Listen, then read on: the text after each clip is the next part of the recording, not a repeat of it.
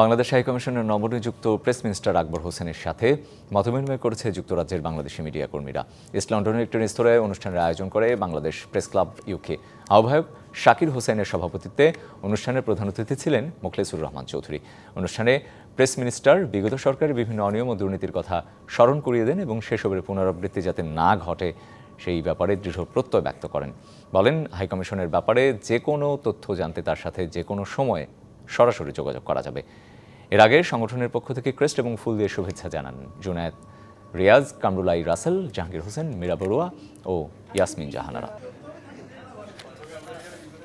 Bangladesh press club ইউকের সঙ্গে আজকে যে মতবিনিময়টা হলো এটা আমি খুবই এনজয় করেছি এবং এখানে তো বেশিরভাগই দেখলাম যারা ওয়ার্কিং জার্নালিস্ট অনেকে ঢাকায় কাজ করেছেন এবং এখন এখানে কাজ করছেন।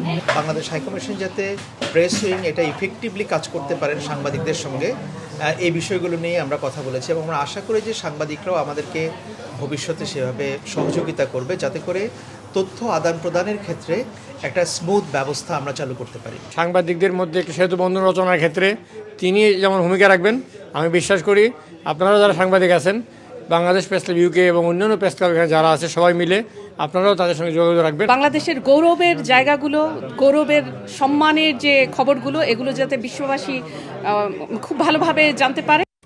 নগদ পেমেন্টে 500 টাকা পর্যন্ত ক্যাশব্যাক আর লেনদেনে প্রতিদিন ডিপ ফ্রিজ এবং ঘন্টায় ঘন্টায় এসি টিভি সহ দারুণ সব গিফট।